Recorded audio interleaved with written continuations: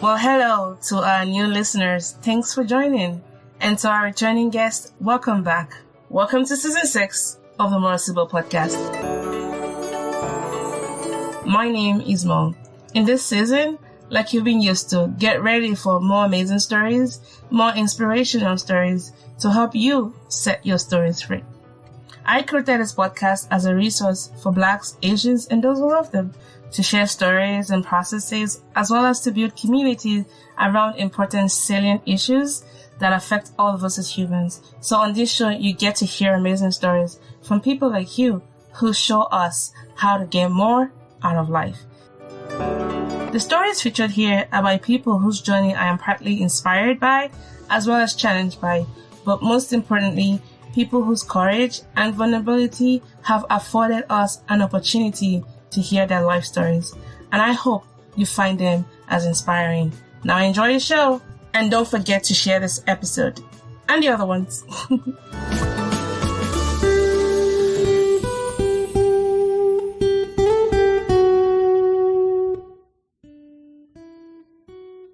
Today, I'm super excited because I have a beautiful lady. She is really glowing, guys.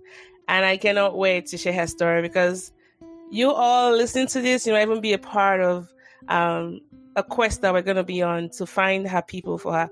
But before I let that out, let me do a quick introduction of who she is.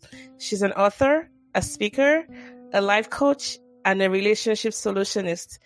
And she has one resounding message, which is you're enough. And that's it, period. Her motivation to empower others was first evidenced when she was just 7 years of age. And that was when she taught her younger sister to not only read, but also play the piano. Since then, she has, evolved into her own patented, guys, she has a patent on this, transformational methodology called the music math approach, which is centered around 3 critical factors: your voice, your value, and your vision. And she believes strongly that by amplifying these factors, she can help high achieving women and a few cool men too, so men are not excluded from this narrative, get clear about what makes them enough, thereby ending the suffering that comes from your lack of knowledge, that is not knowing. Everyone, please join me in giving a resounding welcome to Miss Suzette Vearon to the podcast. Hello, Suzette. Hello, Mo. I am so tickled to talk to you today. Oh, same here. Now, so I think it's safe to kind of let the cat out of the bag. I'm still going to ask you some foundational questions. But first of all, let's give a shout out to Chulu of the Africana Woman podcast for making this connection happen. So I got a message from Chulu. This was probably 3 days ago saying, hey, Mo, somebody reached out to her. She's trying to find Nigerian women of certain tribes to connect to because they just did their DNA ancestry and they found out that they were 99%, Nigerian. I'm like, Nigerian, I'm all for this, anyone Black, I don't care where you're from, I'm all for it, but Nigerian, because I'm Nigerian, that kind of like piqued my interest. I'm like, hey, I got 2 options. I could do a post on all of my social media pages and ask, make their request public, or actually made it as a double offer. I could have them come on the show and we can explore their story and help them find their community. Can you tell them, these 2 options and let me know which one they opted in for, and the rest, as it says, history. So Suzette is here on the podcast today and we're just going to explore her life story. So she found out recently that she was 99% African actually. And that came with, of course, feelings of joy and gratitude, right? And specifically, a significant part of her DNA is being from the Esan and the Mende tribe. So let's just pause here a little bit. Let's just talk a little bit about, first, why did you do your DNA ancestry and why now? Why was it very important for you to get that done?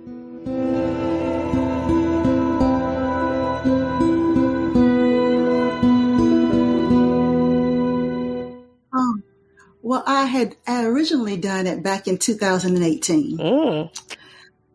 And then I think some things started happening where I got distracted and everything. And, COVID happened. So many different things started happening in my family. So I wasn't able to really follow through with it the way I really intended to. Well, I don't know if it was a convergence of turning 63. You are 63? I'm 63. Okay, I'm sorry to say this, but not so sorry. You are the epitome of black don't crack. I mean, look at you. Here are all the flowers. Thank you. You look so good. Thank you so much. Okay, I'm going to add to my question is, what is the secret? But please go ahead with your response. Sorry for the interruption. Whoa. No, but my mother passed in 2021. Sorry to hear about that. And thank you. And she was my last parent because my father had passed years before. And I think it was a convergence of being parentless, being over 60. And then, of course, here in the United States, there's so much going on. It's like all the advances and all the things that have happened that we thought were moving us as a country in the right direction of celebrating Blackness and all that comes with it. It's like everything has just gone to hell in a handbasket. Yep. And so many things are reverting back. Not that I ever thought that bigotry and racism were gone, but at least they were hidden or subtle. It wasn't in your face staring. And lately it has just been with all the brutality and the murders and the crimes against Black people and the crimes against women. And so many things are just going on that there was something in me that needed something bigger than this, that needed to attach to a bigger definition than the ones that were being argued and debated. You know, my value is not up for debate, but in this country it is, right? And so I think at that point, something inside of me was like, light bulb. Wait a minute. Your ancestry didn't originate here.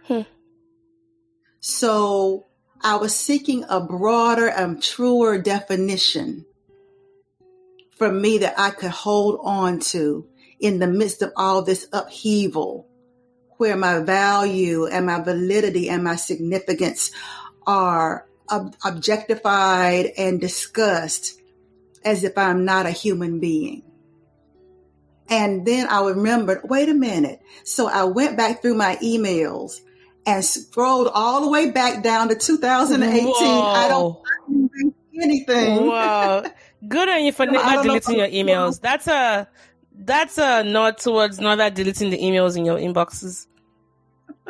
I scrolled all the way down and I was like, because I had forgotten who had done the testing for me. I couldn't remember the name. That's just true. And so I was putting all these keywords in, trying to find it again. And I finally found it, CRI Genetics. And I went back and I pulled out the report.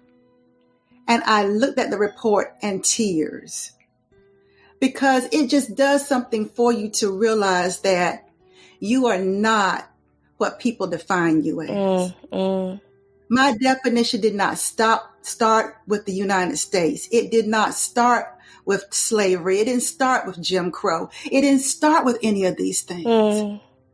And so I had to reach beyond that to where it did start. And it started on the continent of Africa. I just want to hold space for that because I'm feeling a bit.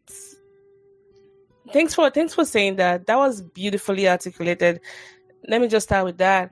And then second would be, before you came to that moment, and even though those moments you described that pushed you to this point, they're not pleasant things, but there was an opportunity in that crisis, you know? So we can look at the good and bad side of things. I mean, racism and all those isms are bad things, but it pushed you to a point where you wanted to seek something beyond yourself, beyond other people's narratives. And that pushed you to find out, where am I from? You know, where did my story originate from? I don't want to take on this narrative that was sold to me. There's got to be more to my life. And that pushed you back to the motherland. And I'm glad you had that moment. Many people might not be able to have that luxury of being able to see beyond what they're going through, because perhaps they're in a place that is so suffocating right now. It's even hard to even have that brain space to explore beyond their current situation. So I want to just give you kudos, for doing that brain work, or shadow work, because I imagine it took a lot to get to that point. Prior to then, can you describe your experience as an African American? And is that okay to call you that, or would you rather me call you a Black person, or? Well, you know what? The Black part was said loud, I'm Black and I'm proud. Yes. Back in the day when we needed something and we needed our own definition in this country. Yeah.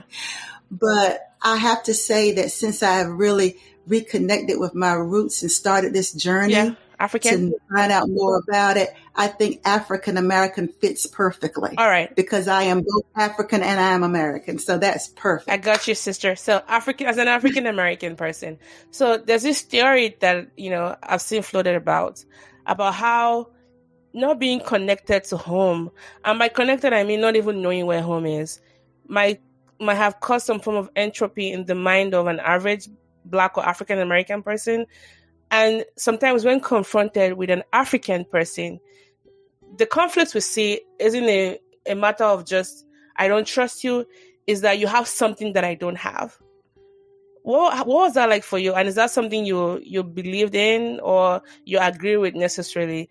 And a follow-up to that would be, how can Africans, like me, who are in your country, I'm in your second country right now, how can we help facilitate that process where there's that cultural exchange and that, easing you back into the continent and helping you feel comfortable back home?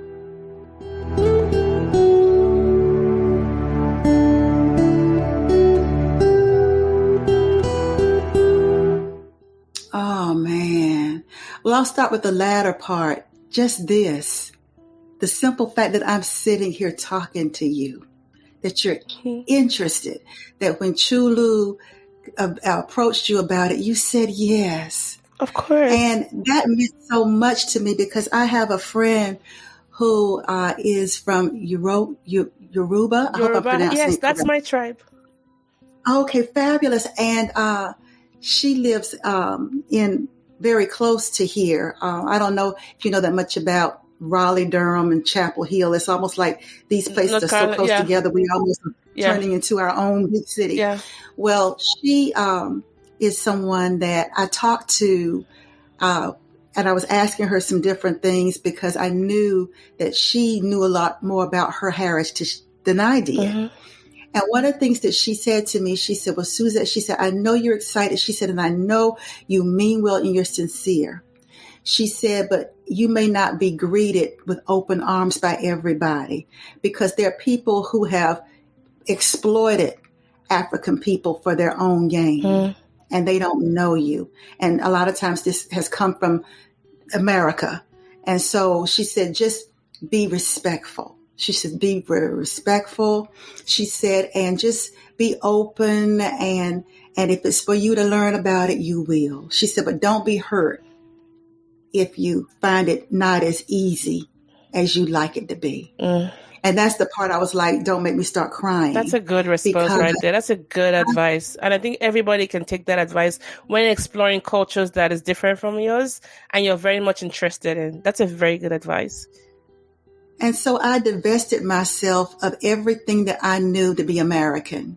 And I started doing more research about how do you show respect.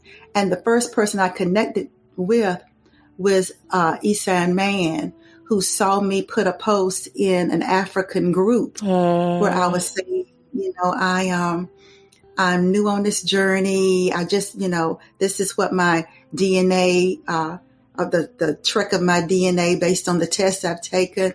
I would like to connect with people to learn more about, where I came from. And he responded. And I think that was a true test because women, we kind of understand each other a little bit better. So for me to be able to approach a man and for him to feel respected enough by me for us to continue a conversation, I said, I'm on the right track. I'm showing the proper respect. Yes. So that was important to me to find out enough about the culture, about the people, so that I would come with humility because I think sometimes we come across as Americans as being a little arrogant, like our way is the best way, and entitled. And I didn't want to come across that way at all, because I don't know anything about what I am searching for. And I just wanted to make sure I did that. Now, back to your original question. Yes, thank you for that. Sorry to say that over these 63 years, when I was younger, my first exposure to Africa and Africans was not favorable. We would get, I don't know if you are old enough for this, but way back in the day, there was this magazine called National Geographic. Oh, I know them, with the flies and the babies. Yeah. Yeah. And that was the first time I was ever introduced to African or Africa, anything African. And as a little girl who was raised to, I don't think my parents ever told me I was less than, but I think it was just almost in the air that I breathed, that there was something superior about people with white skin. So when I saw on the National Geographic and somebody made a reference to Africa, I was like, oh no, that's not me. That's not me. I didn't want to have anything to do with it as a little girl. Even as a little girl, when I was faced between having a black doll and a white doll, I wanted the white doll. So that whole acculturation thing, it was just racism and everything, just the brainwashing, where when I look at pictures now, I see beauty. Back then I did not. And so I felt like I didn't have any connection, weren't my people. You might look like me, but you don't have anything to do with me. I don't have anything to do with you. And then as I got older, then you started getting all these stereotypical things.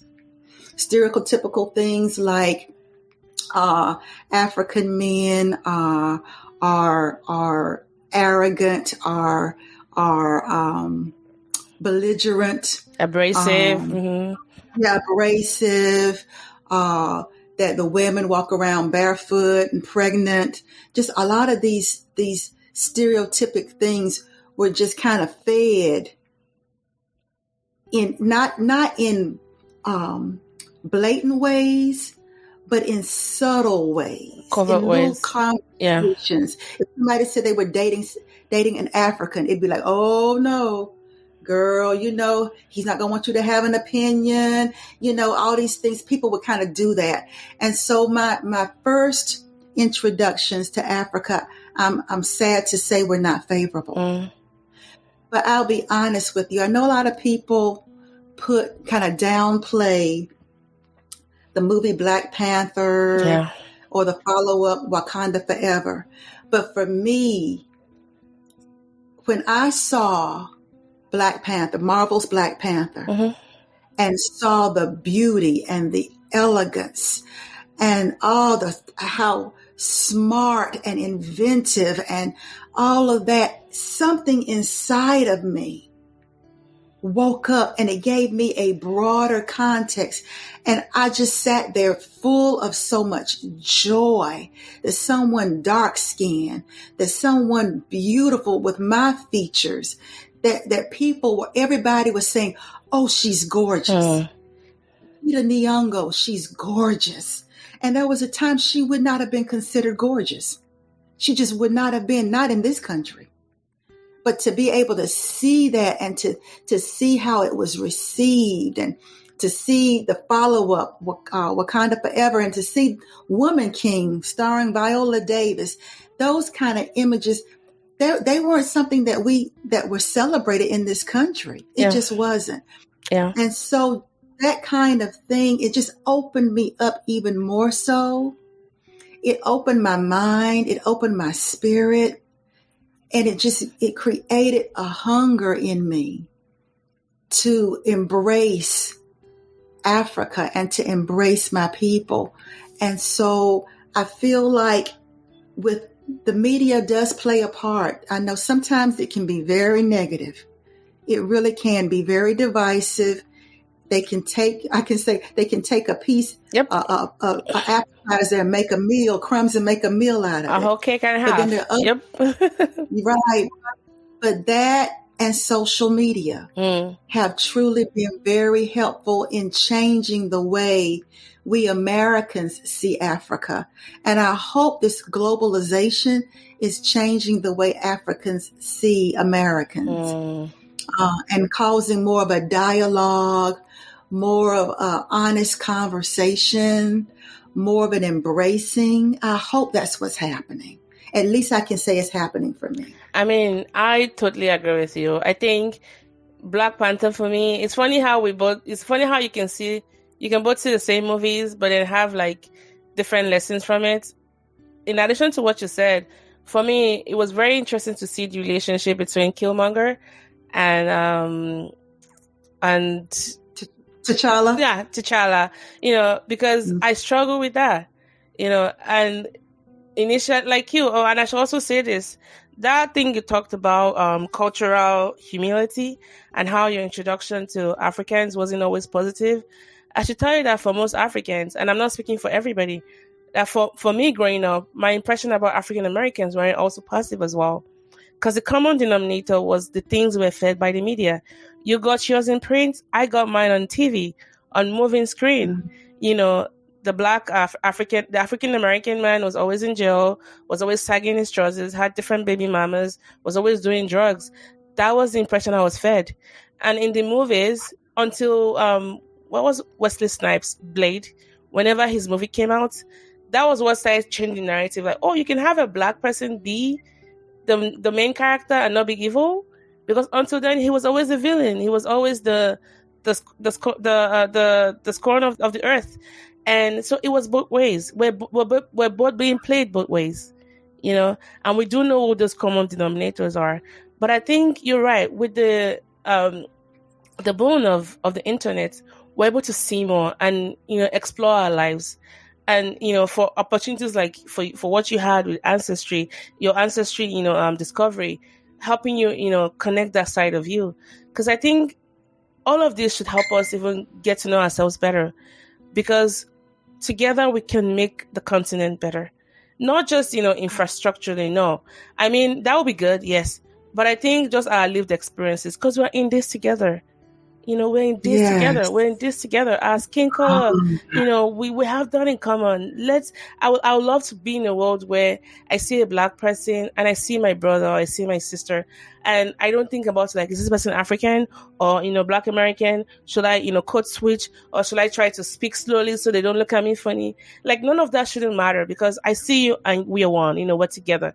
That would be my world. That would be a world I would imagine. So I don't think it's anything for you to apologize for about your exposure to Africans not being very positive. And I said all of that because growing up, I didn't have a good exposure to you guys as well. But now that I'm older, I know better. And I think also moving to the US and realizing that for all this discrimination I face, either among institutions or, among peers or even in the workspaces, it's because of my skin color for most of the time, and also because of my gender. And I cannot take away myself from that narrative. I can't be less Black. I have to own up to being Black, because that's the very thing they want to suppress about me, And how about I learn how to even do it better from you? Because you guys have been exposed to this longer than we have. I'm fairly new to the game. How have you been able to rise above all these things? How have you been able to even make symphony out of all the noise drowning in you? This is the kind of relationship I would like for Africans to have with African Americans, because together we can do so much more. We can quench the noise of the oppressors and rise above all of these, isms together. That would be my goal. Yeah. And thank you for articulating that, Suzette. Thank you.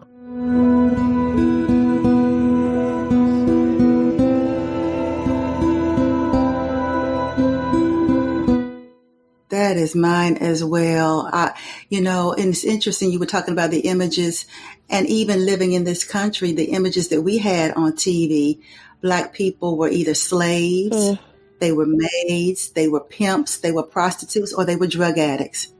So all the roles, or it was something like, or we were kind of the brunt of the joke, kind of like you had to be the imbecile. Yeah. You had to be the jokester. You were entertaining, and to grow up that way. So it was almost like a double whammy. You almost didn't want to be African, but you didn't want to be Black either. I remember times where I would cry at night. God, I want to be white. I want to have that long flowing hair. I remember my mom, there was this product called Black and White. Oh yeah. The relaxers. It was a cream that you would rub on your knees, on your elbows. Whoa. Some people would use it to try to bleach their skin so they could be lighter, because it was so difficult being a dark-skinned American in this country. It was so difficult. It was considered ugly. We were considered nasty. We were considered unkept. And as a little girl, I can even remember, even within our own culture, the sad thing about it, so much of the racism and so much had happened over the years that even Black people had bigotry within our own ranks. Oh yeah, the colors, right? Yeah. Colorism thing. Yeah. And so I can remember my younger sister, when she was born, she was lighter. Now she's darker now. She and I are about the same complexion, but when she was born, she was very light. And she had what we call, quote unquote, good hair. Meaning that kind of straight line, and no woolly, kind of a little curly kind of. And I can remember, even as a little girl, before I even knew anything about what was going on in the world, I can remember that feeling, because we were only like 1.5 years apart. So I can remember when my older sister would be carrying my baby sister, how everybody would say, "Oh, she's so pretty." And they wanted to hold her. And I'm standing there and nobody wanted to hold me. They would push right past me. Nobody would even notice me. And I remember that from a little girl. And so I feel like part of the full circle of even going through this whole ancestry, this pursuit of my roots, has been a full circle, because even from a little girl to as long as I can remember, I always felt like I did not fit where I was. Either I didn't fit in my family, I didn't fit in the larger society, I didn't fit in my church, I didn't fit anywhere. And so I was just trying to go along, to get along. But I always was looking for a sense of home, a sense of where I belonged and I could just be my full self and be accepted. And it took a long time. Talk about rising above all the negativity here in America. I think there was this thing inside of me that needed to find home. And if I could not find it outside of me, I had to find it inside of me. And I'm thankful for books like Love is a Choice, books like Finding Your Way Home, all those kind of books that were introspective, books even about self-help, psychology books that would have you to look inside of yourself for validation. I started just kind of feeding on those because I was dealing with dysfunction and dealing with codependency and dealing with all these different things, ills and symptoms, that those books helped me to look within myself for answers instead of trying to find validation, a validation that I couldn't find. My parents loved me to the best of their ability, but even my parents' love seemed to be based on how well I performed. You don't embarrass them in public. Yeah. So it was searching for validation within me, going deep enough inside. One of the first things that I had to give myself permission was to feel. Can you talk a little bit more about that? Yeah, it's like when one of the things that I was taught from a little girl, even, what I was describing about not being preferred, being passed over, being dark skinned, my parents being very much into compliance and obedience, was this kind of thing where I felt like I did not fit. And so one of the things that really helped me with with diving inside was expressing feelings. It was not okay to express feelings when I was a young girl. I remember if I expressed emotions, if I got emotional, if I started crying, my mom gave me a whipping because she told me I was acting white. White people do that, she told me. White people. So I kept so much bottled up inside of me. The only thing that was celebrated was strength and accomplishment. And so because that was what I was socialized to do, to achieve, to earn, when you would ask me how I felt, I was so removed from it. I couldn't really tell you. I wasn't comfortable being angry. I wasn't comfortable being vulnerable. What was vulnerable? Vulnerable was weakness. Yeah. Vulnerable got me whipping. So the last thing I wanted to be was vulnerable. I had to feel my way, become comfortable enough with my feelings that I could be vulnerable in expressing them. I guess that explains why your life mission is what it is right now. You know, that you are enough. You are enough. Yeah. Your resounding message, you are enough. It makes sense where I came from right now. Thank you so much for sharing that. And there's something you said earlier on that I just want to expand a little bit on. Perhaps the restlessness. My cousins I call my cousins are those I refer to as African Americans. The restlessness they feel will probably come from just that need to seek your connection to the motherland that you haven't, almost like maybe it hasn't come to your consciousness yet, or you probably thought about it, but you don't see the utility in it. But there's always, because I want to imagine that if I didn't know where home was, I don't think I'll be well. I won't have that equilibrium. I don't know. Like, I guess my question for you now would be, how would you, even though you're still finding your people, I mean, it was 2018, but it wasn't until very much recently when you're able to like identify the exact group of people and, make meaning of that email that was sitting in your inbox for the longest time. How would you compare even just this knowledge of knowing where home is, though you're yet to be there physically, the difference is made in your life? Would you say you're becoming more balanced as a person? What has it done for you? Gosh, I feel like I can breathe. It's like, how you see these movies where somebody goes up on a mountain and they stand with their head back and their arms out and the wind's blowing. Yeah.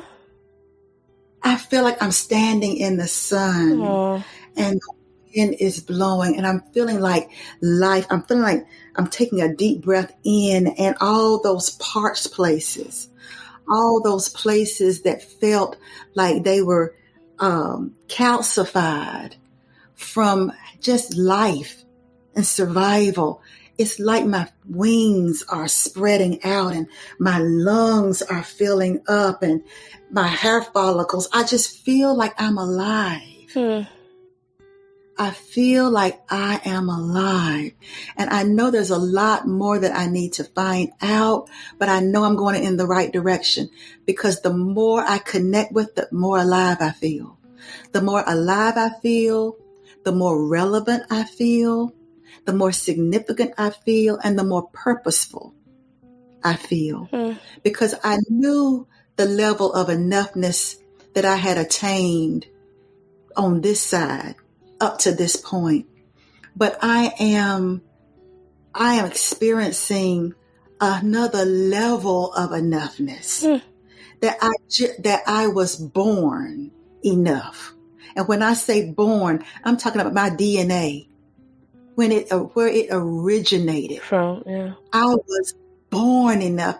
And just because I've gone through some things, just because I've gone through assimilation, just because I've gone through acculturation, just because I've gone through all these things, even with my parents, it does not change who I am, though. Who I am, and the brilliance and the majesty and the love that went into creating me. There's studies that are out, and And I don't know how, the efficacy of it or all that, but there are studies that say that civilization started in Africa. Oh my God, it's so believable that civilization started in Africa. And I needed this, Mo, because here in America, it's almost as if the consciousness of our time here has been to make Black people feel like we started with slavery. But it's not. That's the story here in the history books for a long time. The history books are different now. But when I was in school, in the 8th grade, I'll never forget it. In the 8th grade, we were reading our history books of American history. The very first introduction to me as a Black person in this country was slavery. And I remember that when we read about slavery, I felt shame for the first time in my life. That depth of shame. There was a shame I felt as a little girl. Sometimes when your family, but it felt like magnified and confirmed, like validated shame. Yeah. It's a different shame when you've been this place that you've grown up in. Yeah. Then you look in the history books. You're not in the history books all the way up till you get to the 8th grade. Ugh. And by the time I had gotten to the 8th grade, I had already gone through desegregation. Me and my younger sister were two of the first people in my city to go to what was previously an all-white school. So for the 4th grade, 5th grade, and 6th grade, I was the only Black person. But I wasn't ashamed, though. As a matter of fact, I was popular. Because I was that kind of, it was during the era of Black power. So when the white kids would say different things, or they say, does that come off? I'd be like, no, it doesn't. And I was so proud, I feel it. Or my hair, it was like, it wasn't any shame in it. I was like the popular girl. And when people would say things, I'd be like this. As a little girl, it was like, honey, I'll whoop your behind. No, I was just this kind of, I was not ashamed of anything about me, even though I was the only Black person. It was when I got in the 8th grade, I got introduced to slavery, was when that shame, like I had never experienced before. I was ashamed. The people that before I was looking them eyeball to eyeball, feeling just as important as them, actually extra special because I was the only one in class. Then I get introduced to slavery and I couldn't even look them in the eye anymore. And now, instead of me being someone they admired, now it's, oh, you used to work for us. It was just different. It was, oh, we used to own your people. Oh, then the N word. I didn't get exposed to that until the 8th. Yeah, you said. It was devastating. I was going through puberty and that degree of shame. It was devastating. It was absolutely devastating. Wow. So it has meant so much to me. It has meant so much to me. It even makes me feel even proud of our resilience and our ability to rise above even the slavery part of it. It's like, no, you come from a stock of resilience. You come from a stock of people who have survived things and yet we yet rise. We still remain. Yep. And we are still able to love and to sing and to impact. And make great things happen. Great things. And even this thing where, I know statistics say Black marriages, tend to not be as, they don't last as long, or that Black women, are not as desirable in marriages. Statistics say that kind of thing. But the truth of the matter is, I'm beginning with even what I'm learning. It's even emboldening me as a coach and as a relationship solutionist to help Black women, especially women over 40, to find their sense of value apart from what statistics say, apart from where they're living, apart from any of that, by digging inside. And now I can help them to attach to the power of their roots, to attach to something greater and more significant and more telling than anything they've been through. It's like, but the power of your people, you're still here. Don't you understand? You're still here. You're strong. You're mighty. You're resilient. You're beautiful. This country would not be what it is without you. Yep. The world would not be what it is. Can you imagine how boring it would be if Black people were gone? So boring. It'd be boring. Science, entertainment, media, discoveries. I mean, come on. Even colorful things. We bring color to the world. We bring color and rhythm and vibrancy and passion. Yes. And soul. Yes. You said it right. Yes. Yes. We all need each other, right?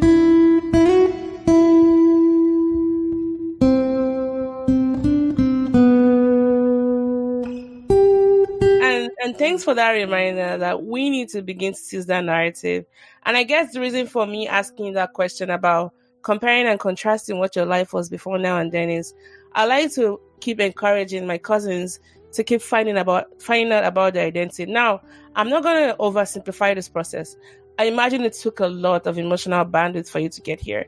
Like even trying to make that first step in coming out and being like, hey, I'm back. I'm lost. Who do I, it's not quite as simple as we're making it seem, but it's worth giving it a try. And like, Miss Suzette said, do it with humility. Do it with, like you're being open and curious. Come with questions. And I'm sure you'll find the right set of people to help you. And even as your Nigerian friend told you, your Yoruba friend told you about not many people might be receptive of you, I think it goes both ways, right? But there's two opportunities to be able to find people who can create the kind of space that you need to nourish and, make that aspect of your life really grow is what we're trying to say here. Now, I have some quick follow-up questions to you. Do you have children, by the way? I have one son. Okay. Do you have grandkids? I do. I have grand twins, 2 little boys. Well, congratulations on your many blessings. What has the conversation been like for them? And I guess if you could, and then the second follow-up question, I love follow-up questions with you. I don't normally do that with guests because it's so easy talking to you. Would be, what would you like to come out of this? What would be your goal? Like 1 year from now on, what would like connection to your Esan and Mende people be like for you? What would you like to see happen by virtue of coming on the show? Oh my goodness. Well, first of all, what I like to see for those who listen to the show, to see this, to see an African American and an African, right? Having a dialogue, a conversation, and finding out we have more in common. Hallelujah. Yep, we do. We have more in common, that there's no entitlement. The pain is real, regardless of where you are. Anything that threatens your sense of value and worth is very painful, regardless of what it is. And with our rich ancestry, but also with the global fight for agency. I mean, when you even go to other cultures, they even have colorism. That the people with darker hues within their own cultures are not considered as beautiful or worthy as their lighter counterparts. So this is a global issue and it's a global pain, but together we can change it. But it's got to start with us believing it. I believe there's a fight that comes when you know who you are and you refuse to accept something less, right? But then there's another fight that comes when you're desperate for validation. True.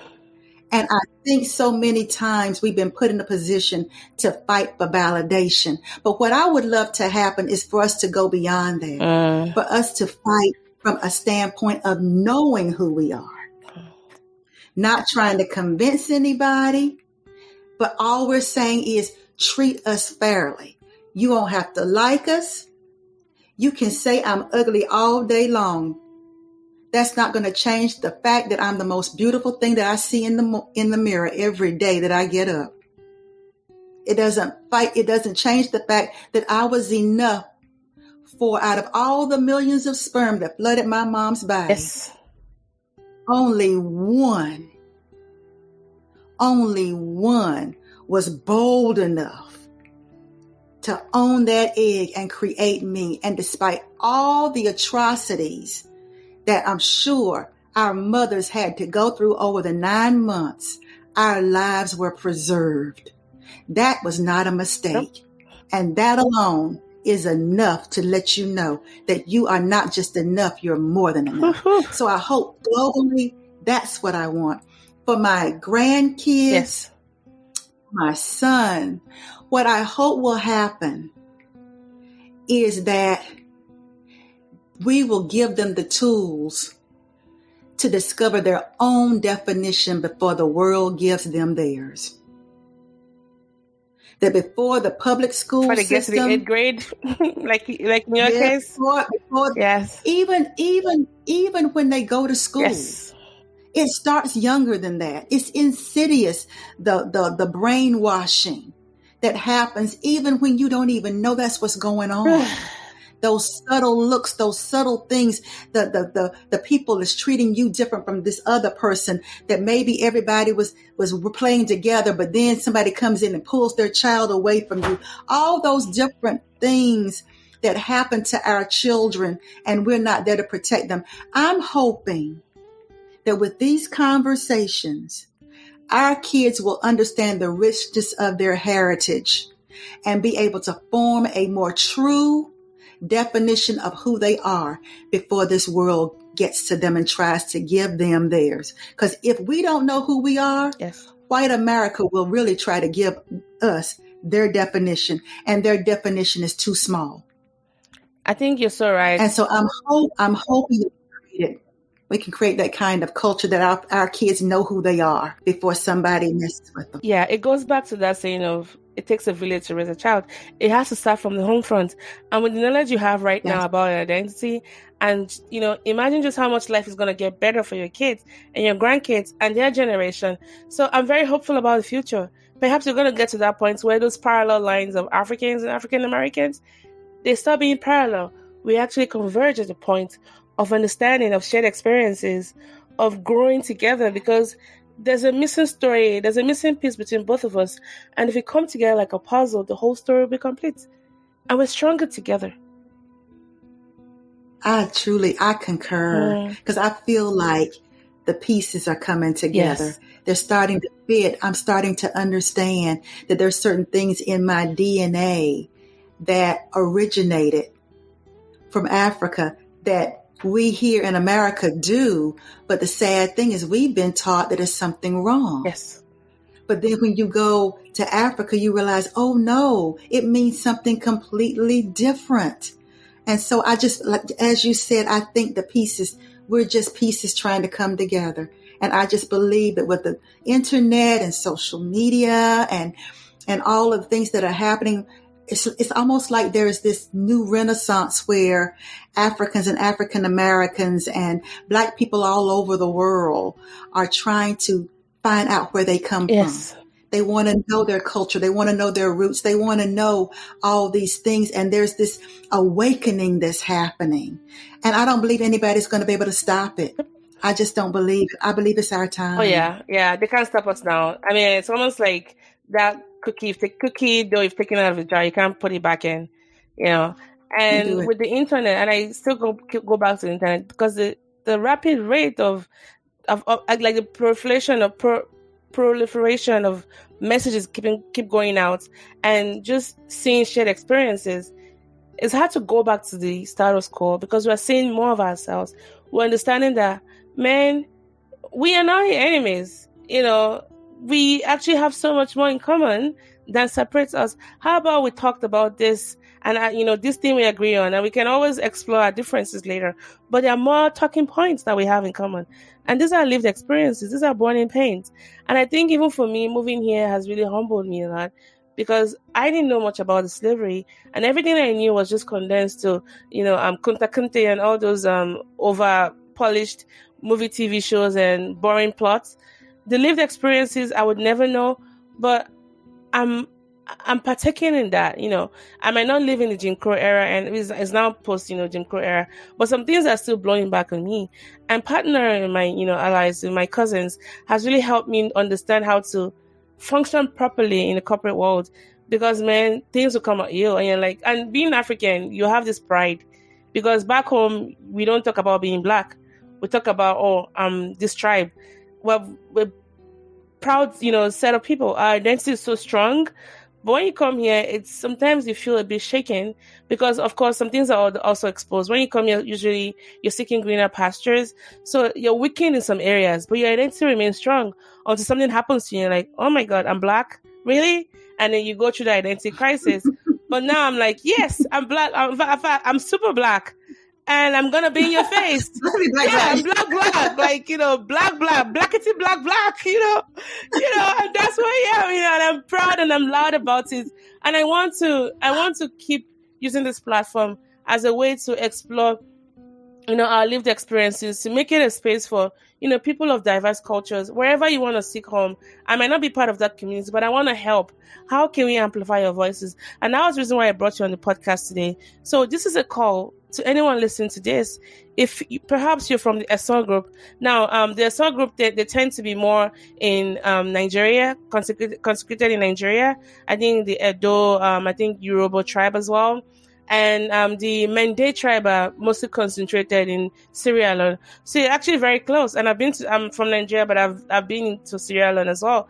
And so you're very close home. So if you're listening to this, if you're female particularly, because remember she has made contact with a male Esan person, but she'd like to get that female experience because there's so much more she'd like to explore as a female as well. If you're listening to this, you're either from the Esan or Mende group, and if perhaps you're even from both of those groups, we want you to contact, Miss Suzette. We'd like for her to find her people, maybe even find a way to go back home and visit home and take her family with her, So this is what we're doing this. So if you're listening to this episode, or you even know somebody, perhaps you're not one of those, groups we mentioned, somebody who might know somebody, please, reach out to me, and I'll be more than happy to pass that information to Miss Suzette, because this is what we're doing this for. This is why we have the podcast, for connections, for cultural curiosity, and to improve our processes as human beings, because our culture really defines us. Right? It's how we express our life.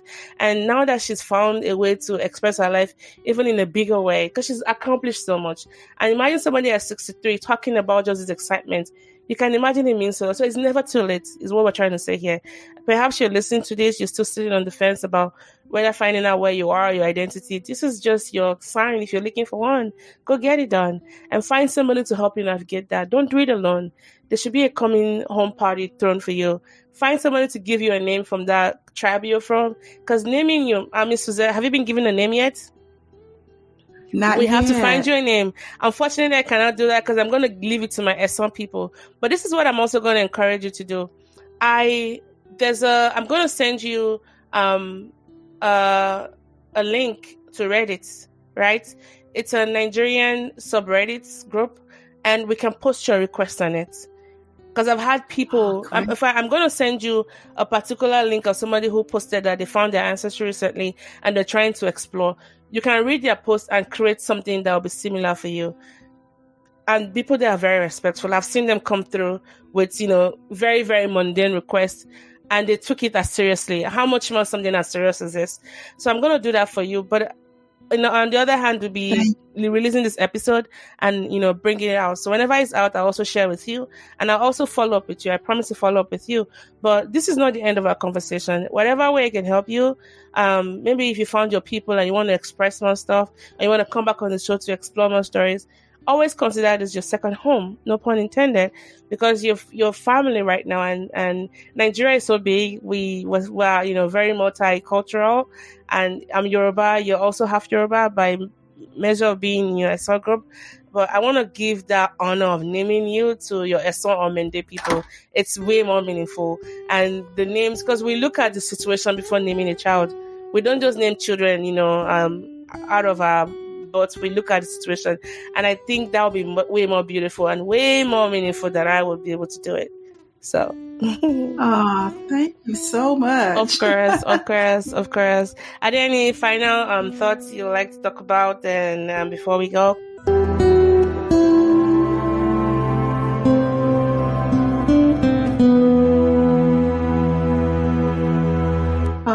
I just want to say again, thank you, Mo, and thank you, Chulu, and I'm just so grateful.